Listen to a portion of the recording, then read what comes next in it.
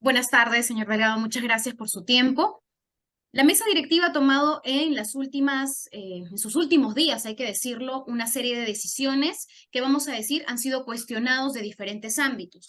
Una de ellas tiene que ver justamente con un concurso interno que se ha lanzado para poder colocar a personas en las secretarías técnicas de las sesiones ordinarias. Estamos hablando de 15 secretarías. Esto al final justamente de las gestiones de la mesa directiva.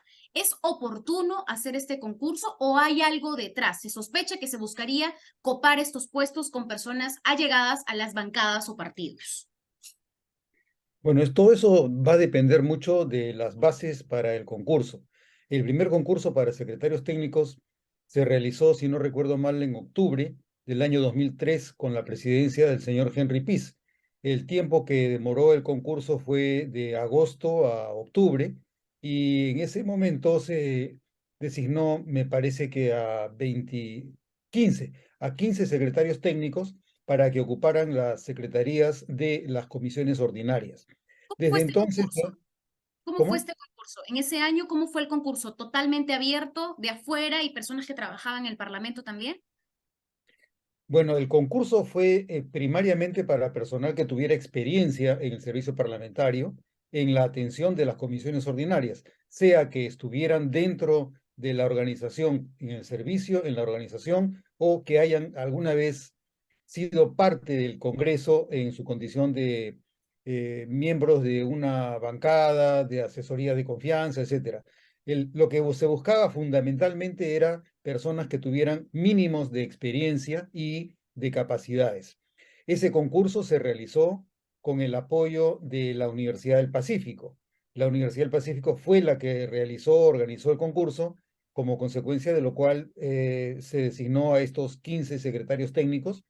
El primero en ese entonces fue un ingeniero que acaba de fallecer hace un par de años. El segundo fue precisamente Giovanni Forno, que ha sido oficial mayor no hace mucho tampoco, durante la presidencia del señor Pedro Laechea.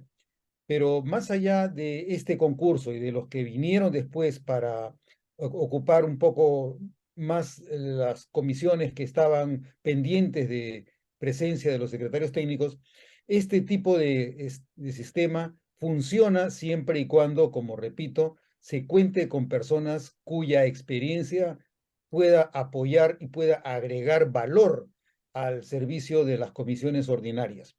Las actuales circunstancias, me parece que el número de secretarios técnicos es menor al número de comisiones ordinarias, pero la atención de los puestos se realiza a través de los especialistas parlamentarios, a muchos de los cuales se les encarga la Secretaría Técnica. Entonces, me imagino que muchos de los especialistas parlamentarios postularán a esas plazas para formalizar su condición, porque los secretarios técnicos tienen un régimen que se inició, como repito, en la época del señor Henry Pease, y ellos tienen un estatuto especial en relación con sus remuneraciones y en relación con las capacidades que les corresponden, las responsabilidades y las funciones dentro de cada comisión ordinaria. Eso es en cuanto a la formalidad para desempeñarse como secretario técnico. No sé si en las actuales circunstancias se necesiten tantos como 15 secretarios técnicos, si se entiende que los secretarios técnicos van a atender únicamente a las comisiones ordinarias, porque las comisiones ordinarias pueden ser atendidas tal como se está realizando ahora, aunque probablemente con unas pocas conversiones de plaza de especialista parlamentario en secretario técnico. Pero sí se requiere mayor cantidad de apoyo en otras comisiones, como las comisiones investigadoras, las comisiones especiales, la subcomisión de acusaciones constitucionales, y en esos casos lo que tiene que medirse es qué tanta experiencia puede aportar quien ocupe esa plaza. Los que postulen deben postular indicando a qué tipo de comisión cree que se podría asignar mejor a cada profesional que ganara el concurso. Más allá de eso, lo central para mí es determinar que haya una agencia imparcial que haga las evaluaciones a partir de las bases que se creen. Yo asumo que este concurso no se va a poder realizar en el corto periodo que queda, que solamente es un mes para esta mesa directiva. Me imagino que este concurso tendrá que realizarse en la siguiente mesa, a partir del mes de agosto, para culminarlo probablemente en septiembre u octubre, dependiendo de qué tan difícil sea el proceso que se vaya a diseñar para este fin. Punto importante y hacía hincapié en cómo era justamente el anterior concurso interno que se hizo, porque lo que leo mucho en cuanto a cuestionamientos es que no solo se está permitiendo que postule el personal calificado del servicio parlamentario, que es justamente quienes hoy están cumpliendo las funciones en estas secretarías, sino que además con la organización parlamentaria, que justamente incluye a todo el personal, incluso de confianza, que traen los congresistas y que sabemos en muchos casos no cuentan con el expertise ni la experiencia parlamentaria para asumir cargos tan importantes y de un sueldo remunerable casi equivalente al de un congresista.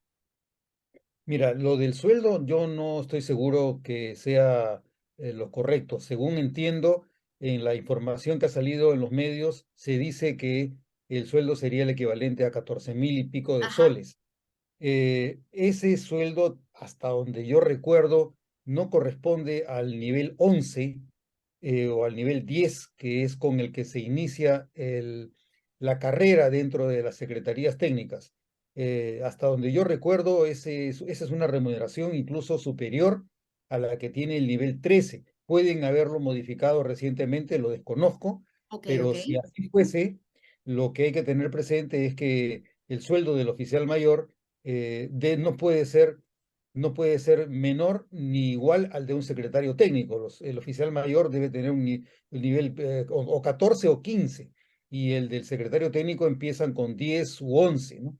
Entonces, ahí puede haber una deficiencia de información que habría que Ok. verificar para ver si es que el monto señalado es el correcto o si es que no se trata de que esa sea la base para empezar a trabajar como secretario técnico, sino lo máximo a lo que se podría llegar dentro de ese puesto.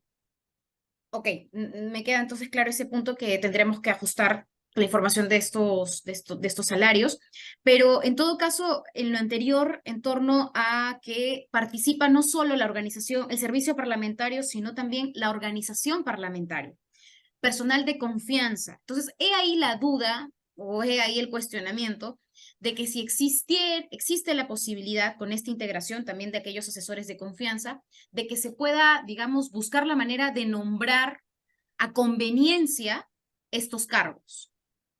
Mira, todo se va a definir respecto a quiénes son los que organicen el proceso. Ok, Primero, las bases. ¿Cuáles son las bases? Y las bases más o menos ya parecieran estar claras porque te permiten que también postulen quienes son parte de la organización parlamentaria, aunque no te dicen con claridad qué tipo de puesto sea el que se haya ocupado en el término de los 3 o de los 5 últimos años discontinuos, ¿no? Entonces, lo más importante va a ser las bases por un lado y por otro lado, si es que va a haber una organización imparcial que se haga cargo del concurso. Yo recuerdo con claridad que en el concurso del año 2003, en cuya época yo fui el oficial mayor a cargo de ese concurso, hubieron pedidos para que se modificaran los resultados y que se apoyara a un candidato en vez de otro. Dentro de la jefatura que a mí me correspondió dentro de esa comisión, yo me rehusé totalmente y no procedió ningún tipo de recomendación. No, nunca faltan. Los congresistas pretenden recomendar para conseguir que alguna persona próxima a ellos consiga la plaza. Porque los congresistas tienen la iniciativa, porque quieren favorecer a alguien, como en el caso de los propios interesados que buscan un padrino y pretenden que el padrino los apoye porque tienen insuficientes méritos. Todo va a depender de la imparcialidad de quienes sean parte de esa comisión a cargo de la evaluación. Sí han habido casos posteriores al año 2013 en los que se han realizado concursos para ocupar secretarías técnicas, en los que han habido muchas eh, prácticas poco ortodoxas, por decirlo menos, como resultado de lo cual ha habido por lo menos un concurso que haya sido declarado nulo porque hubieron fallas en el proceso adjudicándoles puntos a quienes no debieran habérselos otorgado. Entonces, mucho va a depender de la idoneidad de los quienes organicen el proceso y tengan la imparcialidad suficiente para calificar y para no doblegarse cuando hay cualquier tipo de recomendación. Me queda clarísimo ese punto. Le agradezco que haya hecho énfasis porque lo mencionó al inicio de la entrevista. Algunos cuestionan el momento. ¿Por qué ahora que se termina la legislatura, que ellos ya se van, son sus últimos acuerdos en mesa directiva? ¿Por qué no cuando entraron al cargo? ¿Por qué no en la anterior legislatura? ¿Por qué ahora? Eso merece ser cuestionado, merece generar una suspicacia de preocupación quizás para estar más alertas. Mira, el principal problema que existe en el Congreso es la poca estabilidad y predecibilidad que tienen los mandatos en la conducción del Congreso. Todos sabemos que los congresistas no llegan al Congreso precisamente porque tengan competencias ni experiencia en el ejercicio de la función representativa. Ahora menos aún con la irreelegibilidad de los cargos.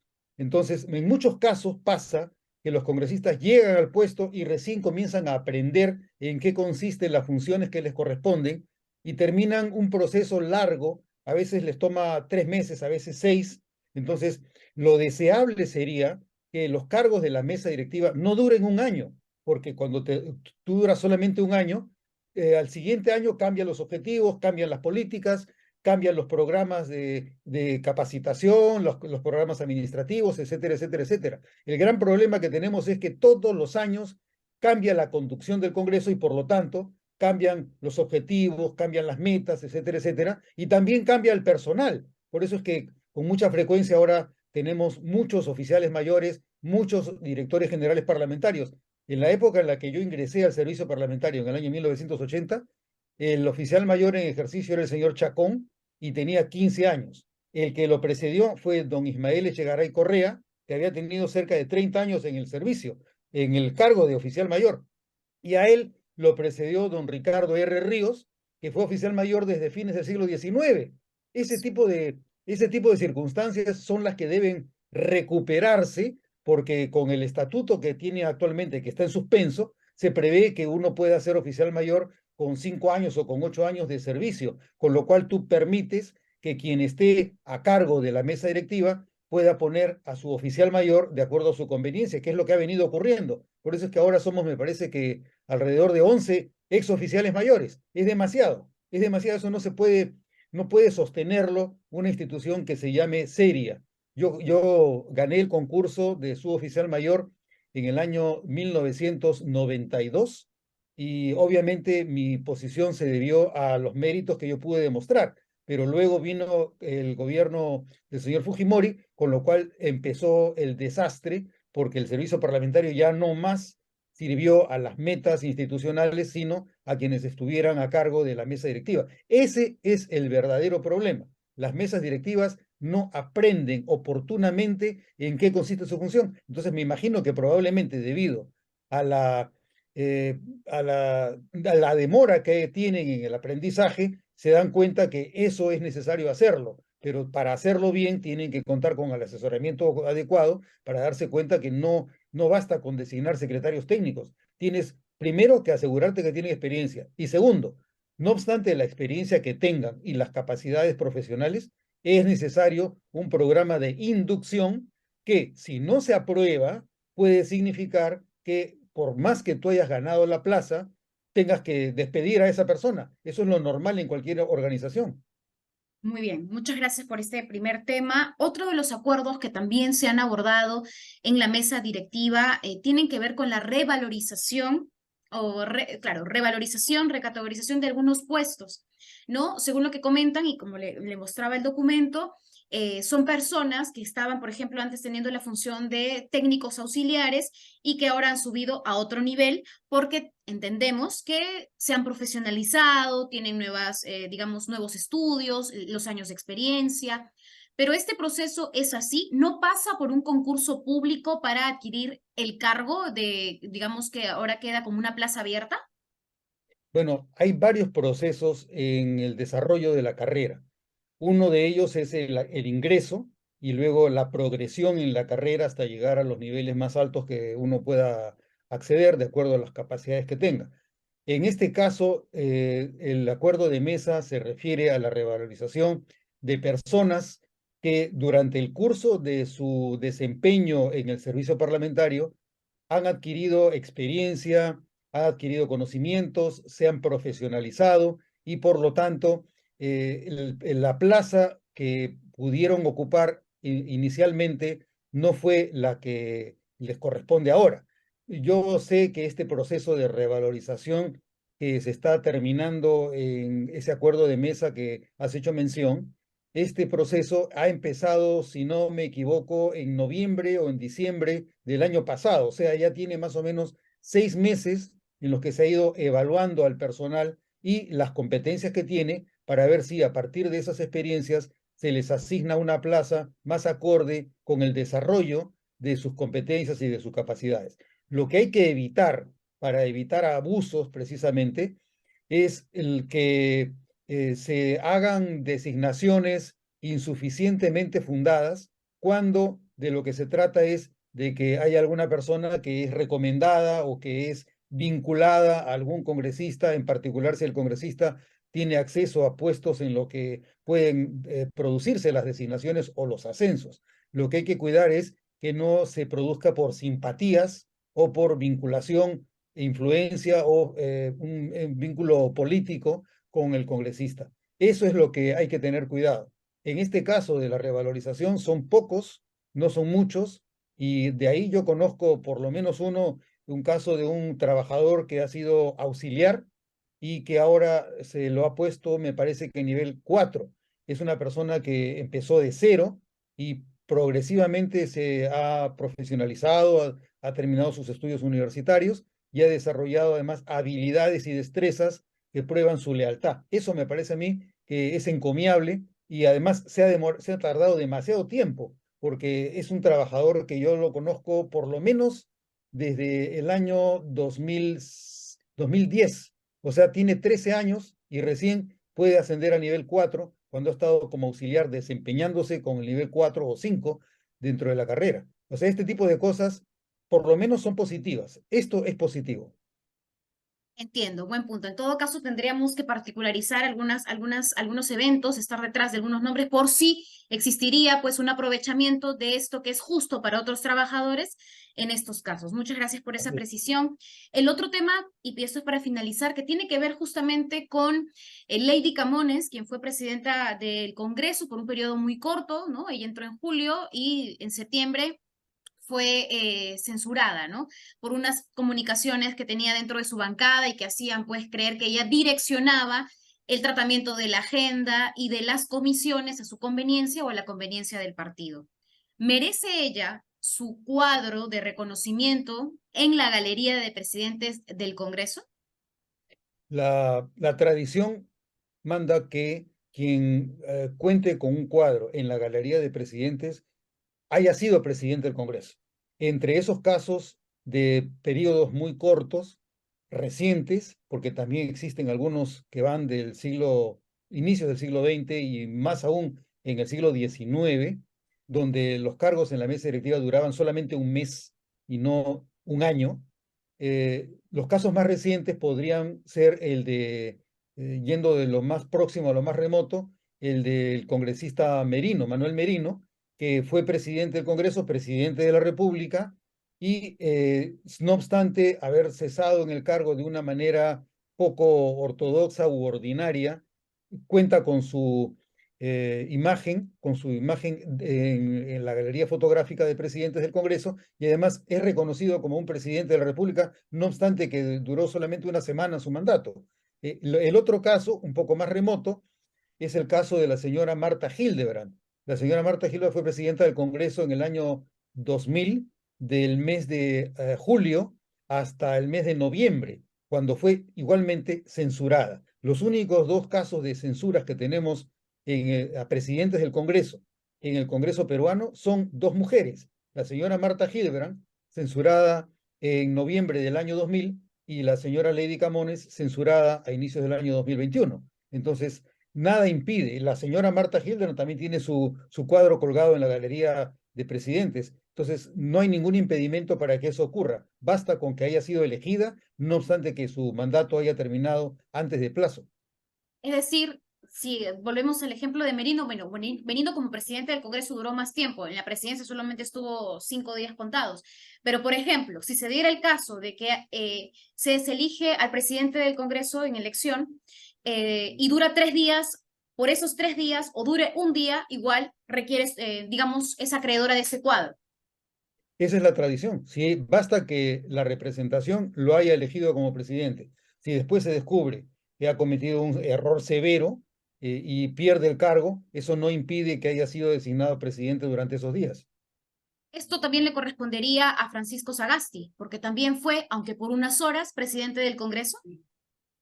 Claro, a él también, igual que al señor Valentín Paniagua. El señor Valentín Paniagua ha sido presidente del Congreso en los años 80, pero cuando tú has sido elegido presidente del Congreso en varios periodos constitucionales, en la placa en la que se incluye tu nombre y tu fotografía, se señalan los años en los que tú has sido presidente. Entonces, si no se ha puesto aún el cuadro del señor Sagasti, debería ponérselo. Yo no sé si es que actualmente lo hayan puesto o no, pero No lo en han efecto puesto. le corresponde, porque él ha sido presidente del Congreso. En su condición de presidente del Congreso es que pudo ser presidente de la República. No habría podido ser presidente de la República si antes no fue presidente del Congreso. Aunque eso se trate solo de minutos en Horas. el cargo. Así es. Muy bien. En el caso, volvamos a Lady Camones, que ella dijera, yo no quiero tener mi cuadro en la galería porque fui retirada, censurada por una situación que, bueno, generó gran polémica, así que no quiero tener mi cuadro. ¿Se procede igual a colocarlo o se toma, digamos, la decisión de la parlamentaria y no se coloca? Bueno, es muy difícil que le pueda imponer a un congresista que su fotografía aparezca en la galería, porque para que aparezca tiene que posar para que un pintor se haga cargo del retrato. Entonces, si la congresista Camones rehusara que su imagen aparezca dentro de la galería de presidentes, va a ser muy difícil que se le imponga a ella, ¿no? Si es que esa es su decisión, quedará constancia en las actas de la mesa directiva y con eso habrá concluido el asunto. Perfecto, muchas gracias, doctor César Delgado Dembes, por la información y nuevamente por su tiempo y disposición para Latina.